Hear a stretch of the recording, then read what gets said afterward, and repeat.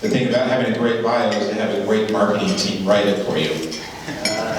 So half of it's true, I think.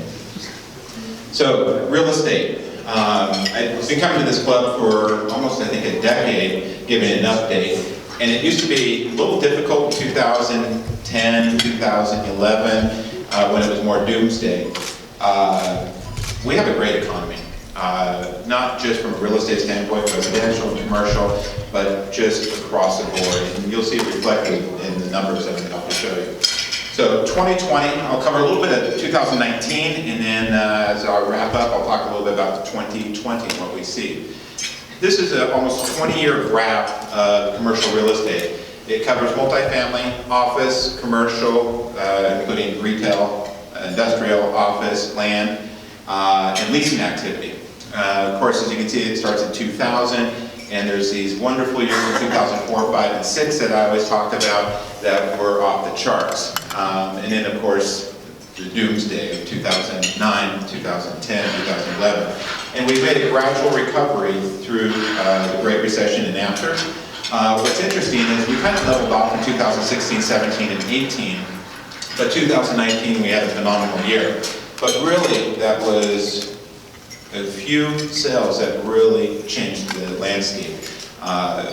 Just Ranch Marketplace in Apple Valley sold for $89 million. We also had some sales out at SCLA for $67 million. Our total sales volume is $445 million for 2019. So when you have two sales at $150 million, it skews your graph just a little bit. When you adjust for those two sales, we've had a nice growth year in 2019 over 2018. So this graph looks confusing even when I look at it sometimes, but what's interesting is the top color, which is the turquoise color, is land sales. As you can see, in the early 2000s, land dominated our market up here. It's well balanced now.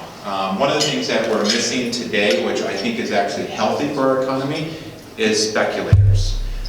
For those of you who've been around for decades and seen the cycles in the 70s, 80s, 90s, and early 2000s, land speculation dominated the market. And the whole goal in the 90s and the 2000s, which I was active in, was you just need to find someone to pay double what you paid for it, even if you paid double the person before. It was almost a Ponzi scheme with land.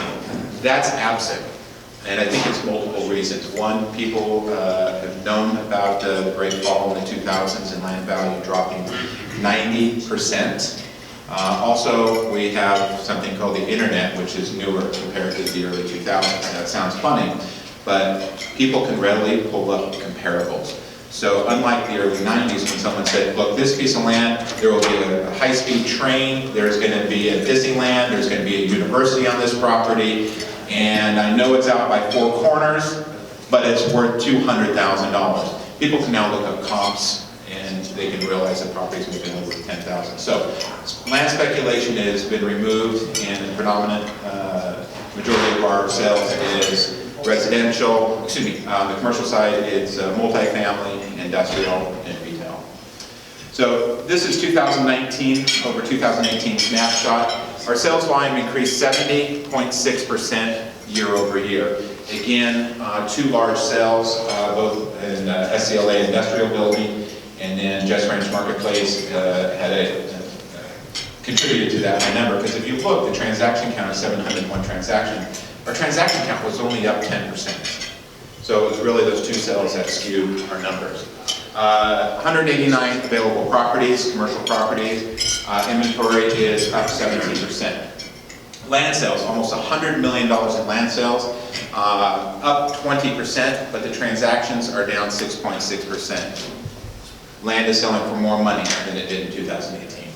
Available properties dropped just slightly, a little under 2%, and our overall sales volume, including land, $543 million. If we go back to 2005, that number was $800 million.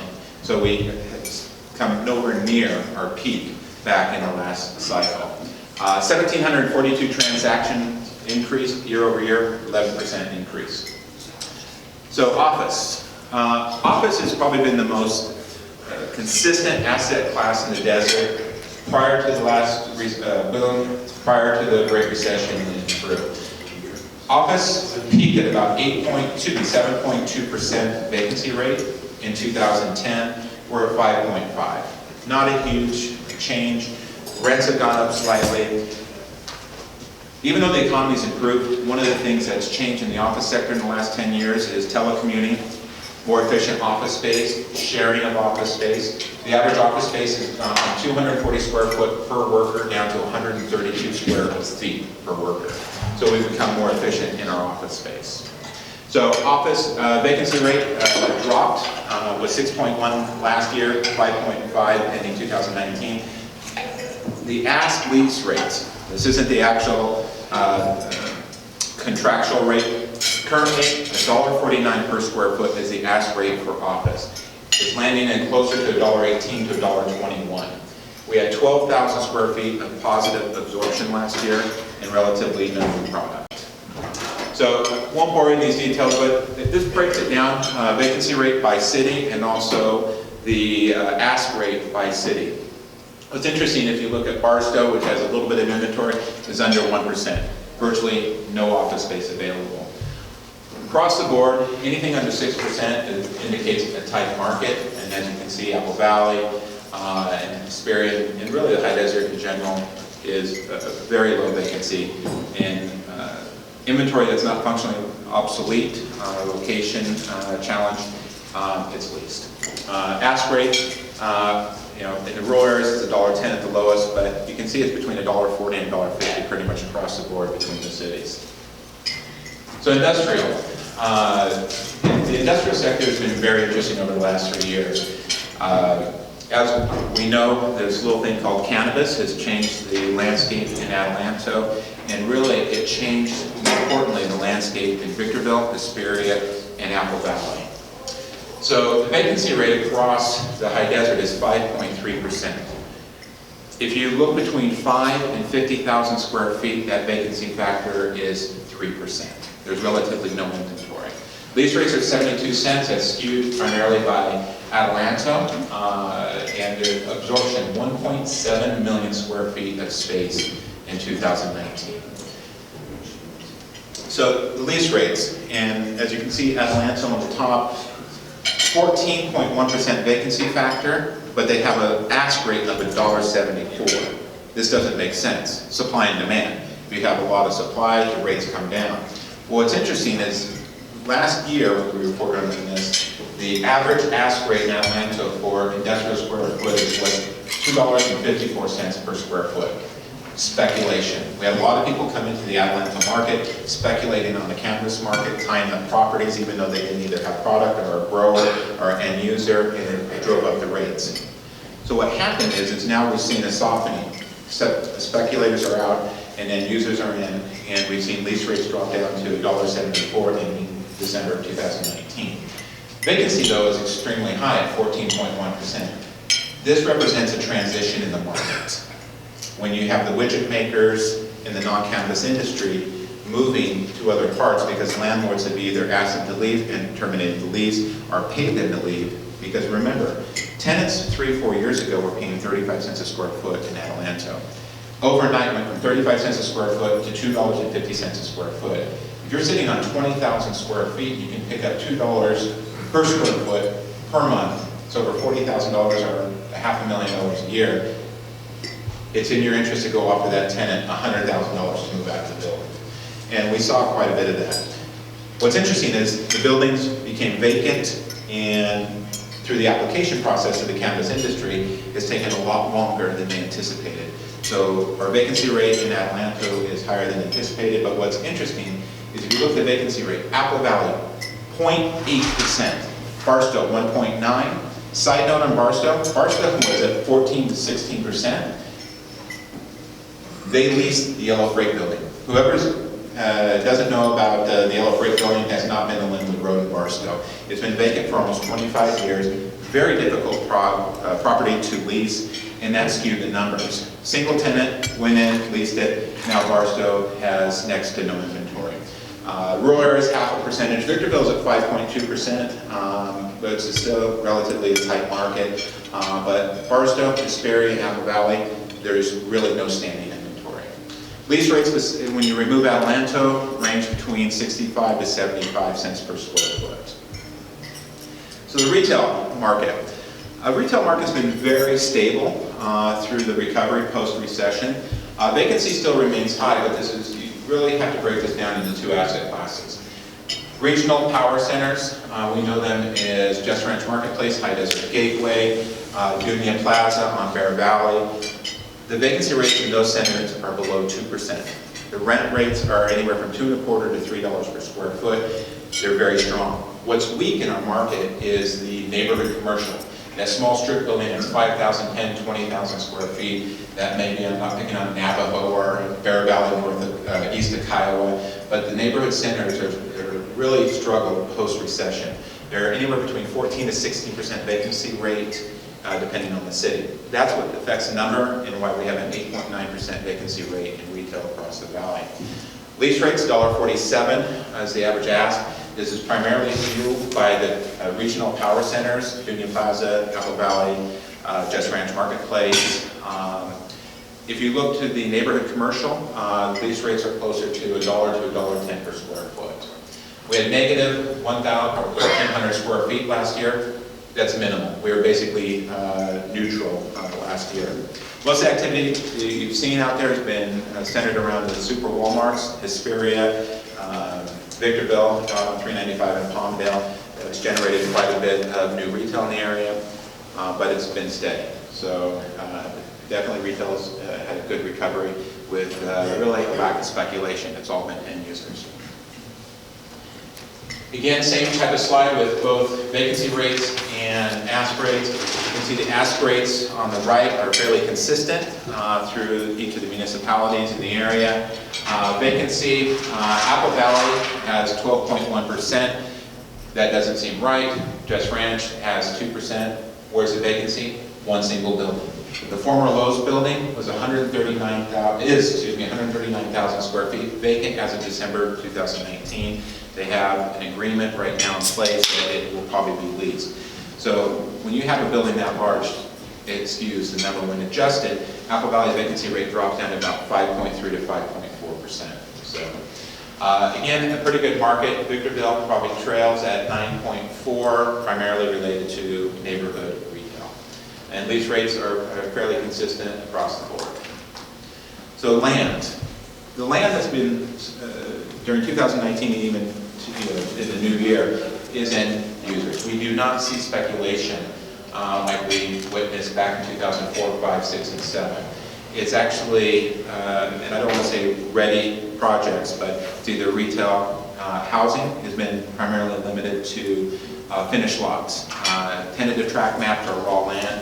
We do not see moving this cycle because we have a standing inventory of standing lots. Excuse me, finished lots that we don't see will be fully utilized through this cycle. This is a graph based on land sales. You can see 2005, astronomical numbers in transactions. Something happened in 2007 and 8. Nothing really moved through the recovery process, but we have had over the last 5 years a nice steady increase in demand. Again, primarily related to end users. Office space, it's medical, retail is related to the power center, industrial has been primarily related to SCL and also Adelanto. So, the average price of land increased last year. Prior year was approximately $76,000. This year, $96,000, ending December 2019. The smallest transaction was $1,250. Bought you 5 acres out near Four Corners. And the largest single transaction was $7.2 million, and that was in January of 2019 for 96 lots. That's the former Cahill project in Apple Valley, Choco. Evergreen is building homes on that property as we speak. Total sales volume, almost $100 million. The average days on market per property last year was 198 days. And a total transaction count of 1,041 transactions. So, as I talked earlier, we had a decrease in transactions, but an increase in transactional volume. Scattered single lots, which the regional builders primarily focus on, increased as did KB Homes, buying finished lots, but at very small volume, 36 lots at a time, 43 lots at a time, not the 200, 300, 500 lots that we saw back in 2004, 2005. Very, very conservative market, but a healthy market.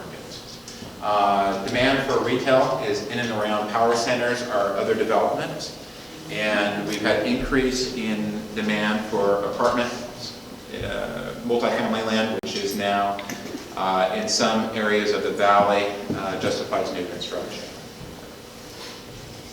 So housing, we've had a great housing market.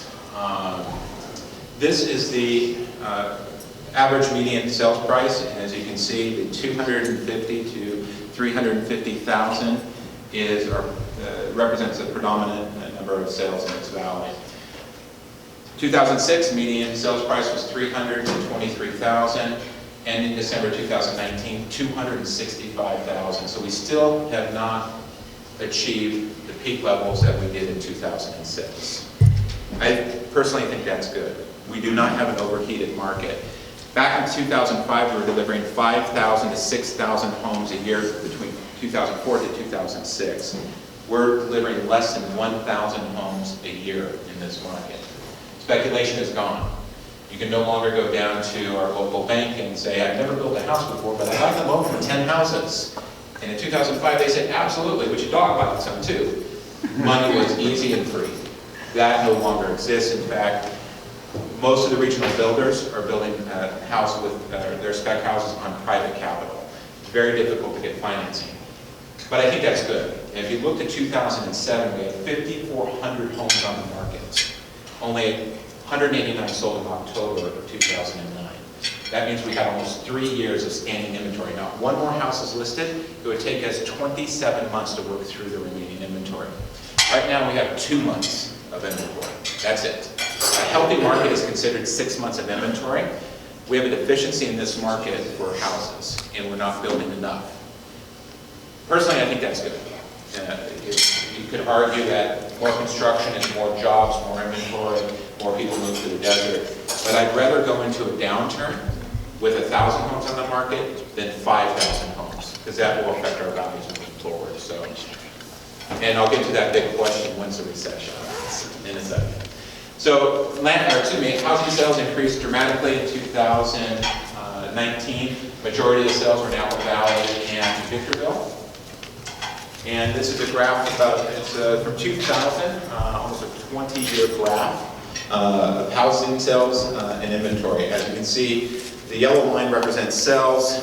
You can see a huge dip post-boom, is what we call the Great Recession. So inventory went up, sales went down. You know, that's your classic recession right there. However, if you look past that, it's been fairly consistent, both inventory and also sales. You can see towards the right of the graph, it kind of goes up and down like a heartbeat. That's seasonal. From November, December, January, sales slow down. People start buying homes when the kids get out of school. April, May, June, they start planning. The summer is typically the sales cycle peak, and then in the fall and winter, it drops down. So we have a fairly stable housing market across the board. So absorption rate, this is something that we follow very closely. Also list to sell price, which I'll talk about in a second. Again, too much inventory, not enough sales. That's a concern, drives prices down. Again, for the last 5 years, it's been very steady, both from the absorption rate to the inventory levels. And this is our average sales price. As you can see, the big hump to the left, that represents the boom cycle, 2004 to 2006. The cliff that's after that, that'd be an illegal roller coaster at Magic Mountain, actually. But we experienced that, it bottomed out. And by the way, we went from $323,000 median sales price to $109,000 in 2 years. That's a hell of a roller coaster. And then you see this nice gradual line going up. It does not mirror the 2004 to 2006 increase. It's been healthy. If you go back to post-World War II for the last 50 years, the average appreciation is 7%. I will live with 7%. 20%, 30% scares the hell out of me. 5%, 7% is a healthy market, and that's what we've experienced in the desert through this cycle. So inventory, and the blue lines at the bottom, you can see it follows our list to sold price. It's widening a little bit in the last couple of years, and that's really people hoping that the prices return back to 2006 levels, pricing the house maybe 10% to 20% higher than the market, but the market's still dictating the price. So even though there's a spread versus list versus sold price, it's still fairly consistent.